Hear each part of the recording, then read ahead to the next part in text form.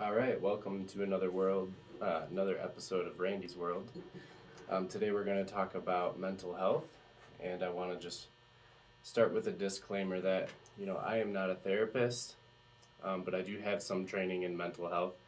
I've read a lot of books, been to a lot of seminars, and have a lot of real life experience. So I just want to share some important information with you. So today we're going to talk about how information that's in your brain influences your behavior.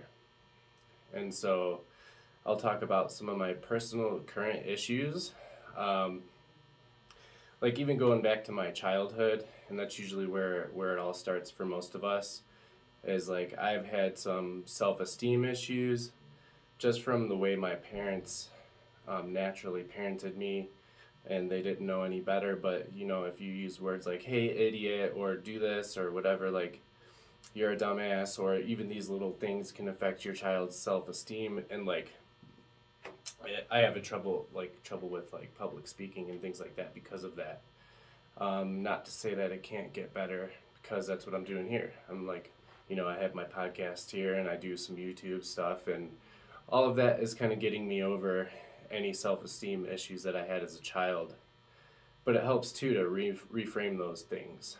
And part of this mental health podcast today is inspired by my daughter's girlfriend my girlfriend's daughter who recently went into the mental hospital. So I really thought it was important to kind of address that situation as well. And even my girlfriend has had some childhood trauma, which makes her act a certain way.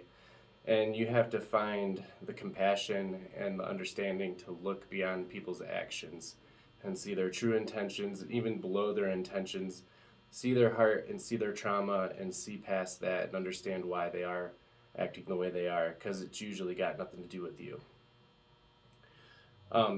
So I'll just start with kind of why my girlfriend's daughter went into the mental hospital, and kind of like the problems with unsupervised media with kids is like leading to school shootings and different things. And so I thought it would be really important to kind of share some helpful tips to the parents out there.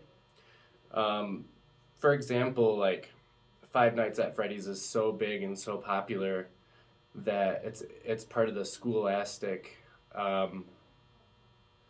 like reading material, some of these books. And so Five Nights at Freddy's has books, video games, like online community, and music videos, and it's super popular that they're selling stuffed animals, and it's in the school system basically too. So it slips right under the radar. You would think it's just kid stuff, and you think it's harmless, and that's how it slips right under the radar, and it's actually targeted at kids 12 and up. Same thing with like Roblox.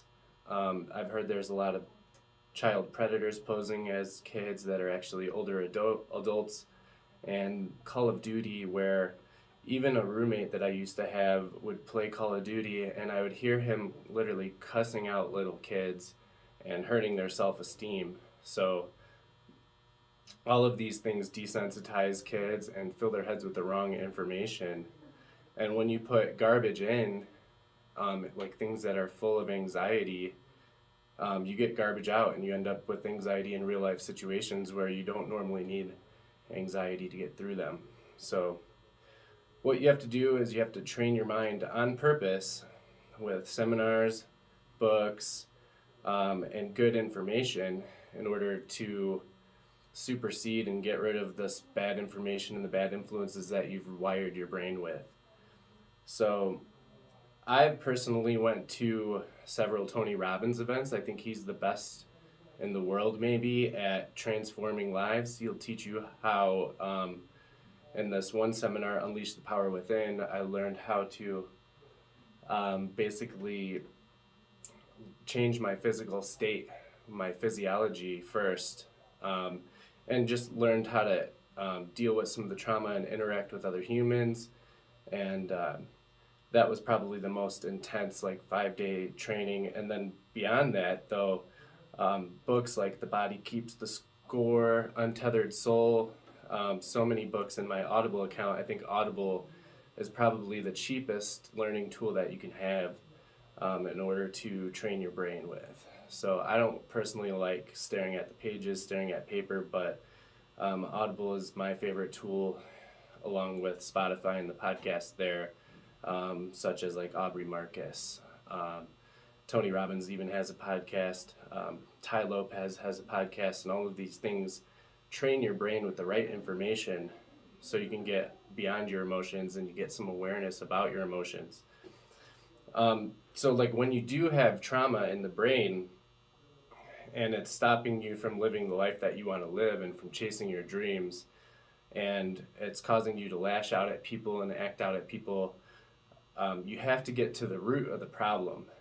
And like, I love therapy and therapists and all of that, but sometimes they can take 10, 20, or more sessions, or they never get to the bottom of the root because they're so busy managing your last week's emotions and how they came up and what you're trying to sort out from the surface level stuff, that they're not going all the way back to the root of the problem. Some of them are, some of them aren't, but when I'm talking to like my girlfriend and her daughter, I try to go straight to the root of the problem and identify what it was, where the trauma or where the pain started, to begin to reframe those thoughts in order to be able to have a more successful life.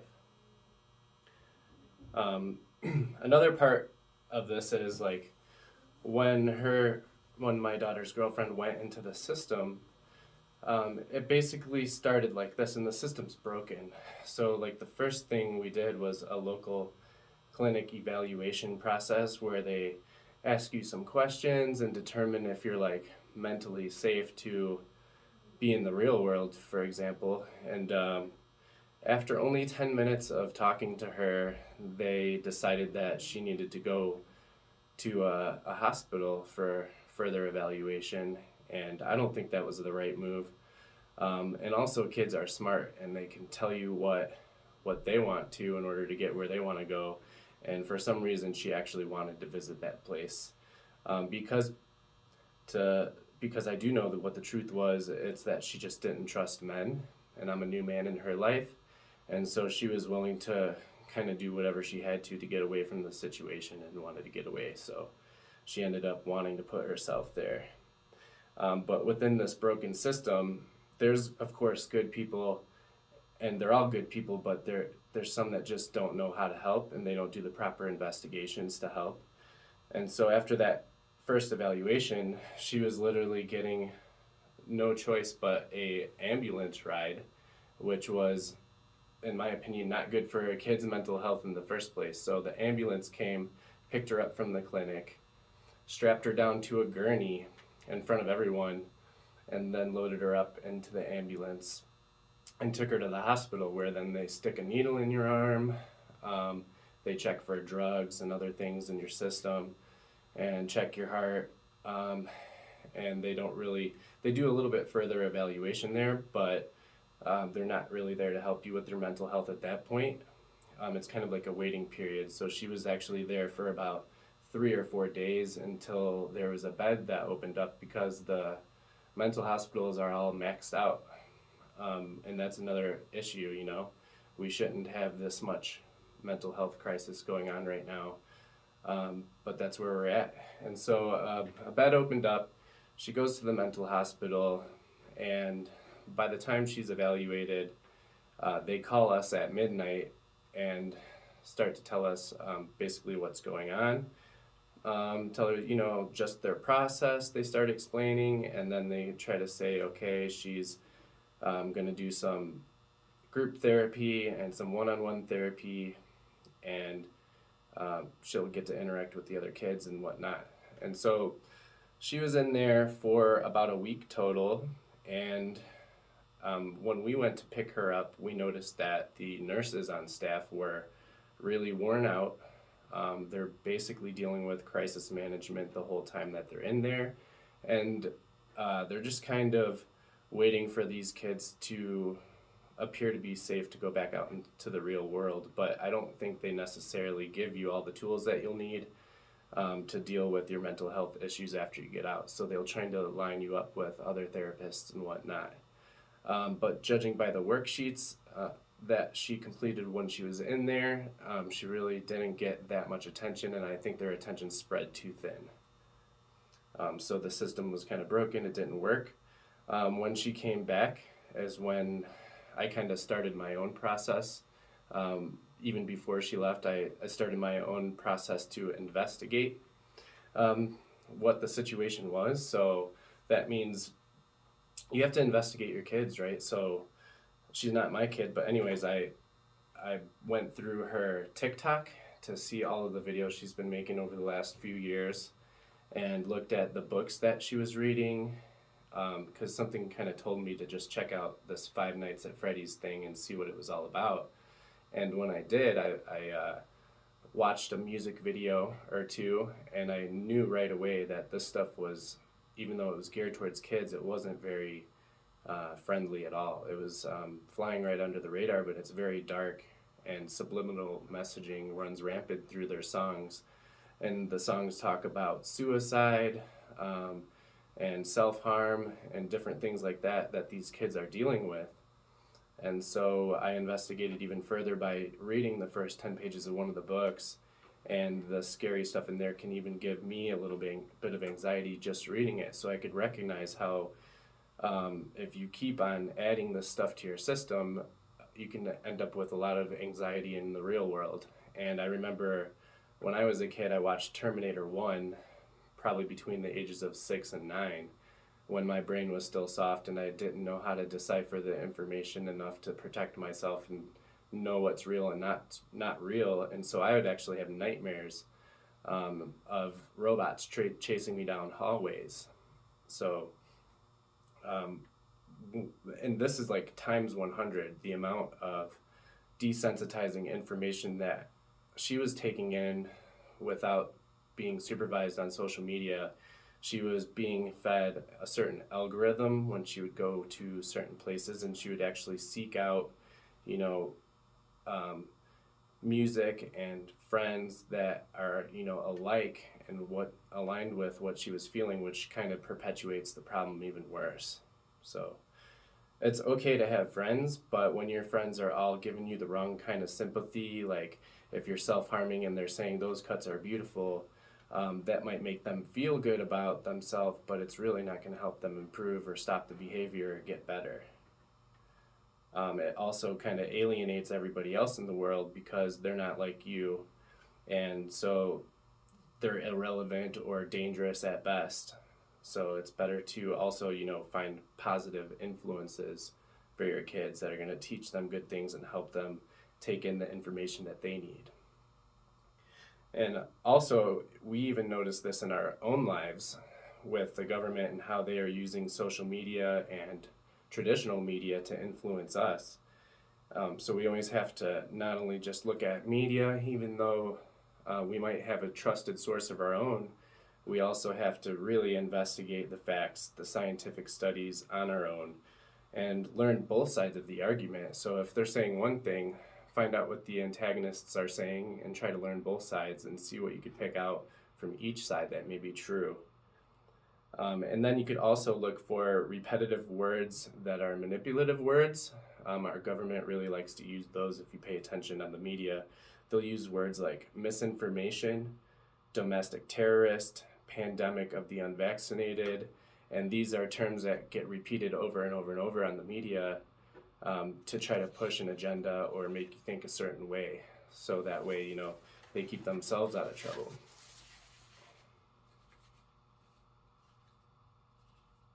So part of healing from trauma, after you've identified the root of the problem, which might be some abandonment as you were a kid, it could be some sexual trauma, it could be a specific horrific event like a car accident, and it could be certain people or persons that are, treating you a certain way. So these all can cause kind of like a post-traumatic stress on your body. And so it's it's going to build up some resentment inside of you when you don't get to talk these things out and work things out with the people that may have harmed you. And then it comes out and you end up lashing out at other people that don't deserve it. So the key to healing all of this trauma is forgiveness. Forgiveness is the key. And so what does it mean to forgive? It doesn't mean that, hey, I forgive you, I can hug you now, and I'm letting you off the hook. It's nothing like that. It's actually to lift a burden from you, both mentally and physically, that's holding you back. So the practices of forgiveness then are some of these. Like, you could, if it's a person that harmed you, the best thing to try to do first is to, depending on the circumstance, you're not going to necessarily reach out to a rape, somebody who has raped you or something like that, but you could. And the first thing you would do is ask them for an apology, because that could alleviate a lot of the burden by itself. Otherwise, you can journal. Forgiveness practice in a journal would look like this, like making a list of the people or events that hurt you and say, I forgive, this person for what they did. And you can write that out, or you can just think it and do self-affirmations in your head. And this is very repetitive practice that you'd want to do often. Whenever you're feeling this resentment, you don't want to go to sleep with it too often and let it affect the next day and the next day and the next day. But if you can repeat these forgiveness practices often, you'll be able to find compassion and understanding. And like, the more awareness you have of trauma and how it works, the easier this gets to forgive people for the harm that they've done to you. And like one book that I read, I can't remember the name, but there was a Buddhist practice where they were sitting Indian style for 6+ hours, and all they were doing was saying, I forgive this or that, over and over and over for the entire time. And spontaneous things were happening to people in their body where some pain or trauma that they've had for years was miraculously released during this process. So there's definitely some magic to it, some strength to that comes from this.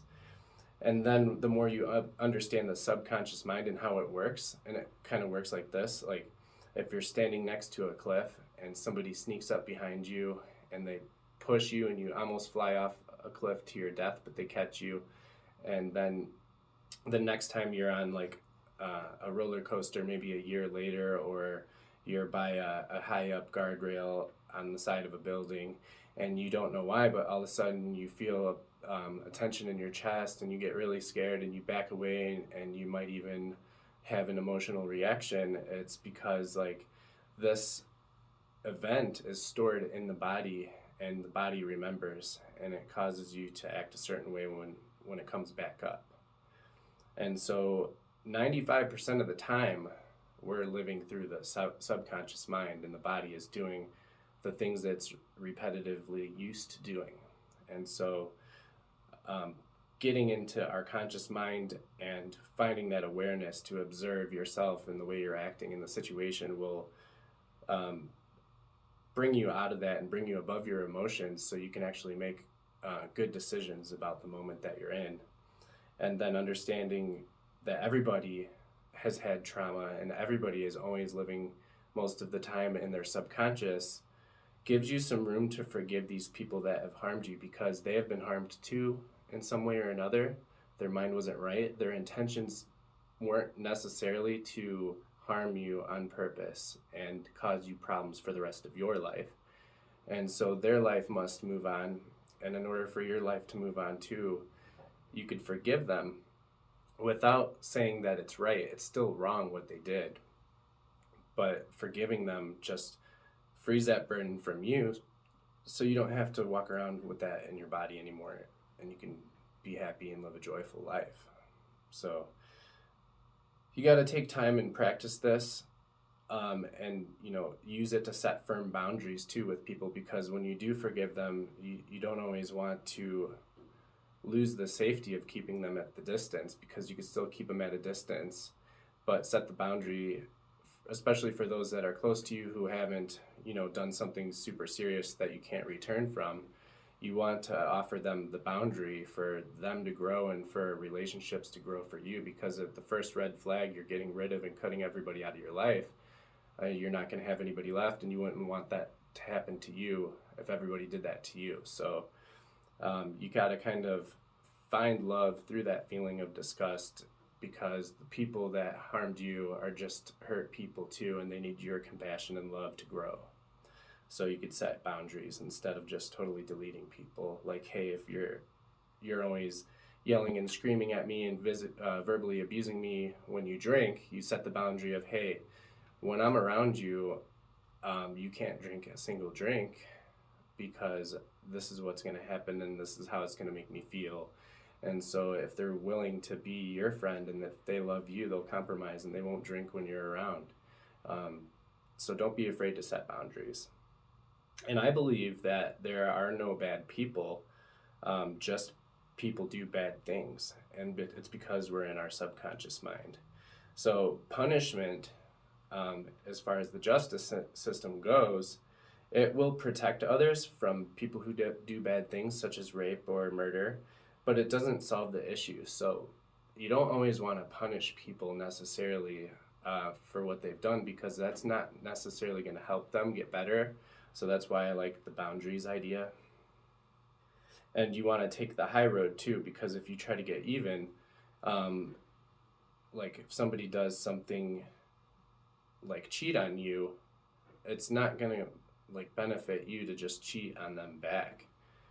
You're going to want to try to work it out with them. If it's somebody that you love and you want to keep around, you might even go as far as saying, what did I do? What was I missing in this relationship that, made you wander and made you look elsewhere? And, even take partial responsibility. And I know a lot of people aren't going to like that, but that's taking the high road instead of just going out cheating and further destroying the relationship. And sometimes when you do things to get even, there's laws against it and you can get yourself in trouble, and you don't want that either. So one last thing we want to do is discover the beliefs that we have. So if we think that we were hurt by a man, for example, maybe it was rape when we were a child, then we got to see what beliefs arose from that circumstance. So if you believe all men are evil, that belief is only going to get you so far in relationships for the rest of your life. And you might come across a man that's magnificent and he has everything you ever wanted, but you still have this fear that men will hurt you and all men are bad. Then you'll have to try to go down that road mentally to see, okay, if I stick with this belief, what dreams of mine are gonna get squashed and what dreams could still come true. And you'll find that a belief like that is only gonna hold you back from the joy of a good relationship. So we have to change our beliefs in order to, make things work sometimes. And so the belief that all men were bad, you can ask yourself something like, what if all men were good and some men just do bad things unintentionally? And what kind of belief there is a great man out there for me, what could that actually bring you as far as finding marriage and a happy family in your future? So thank you for checking out this podcast. I know my notes were kind of all over the place, so I'm just getting through this the best I can, but I really appreciate that you guys were here and listening, and I hope you got some kind of good nuggets out of this. And please subscribe to my channel and share the show, and I look forward to many more conversations like this one. Thank you.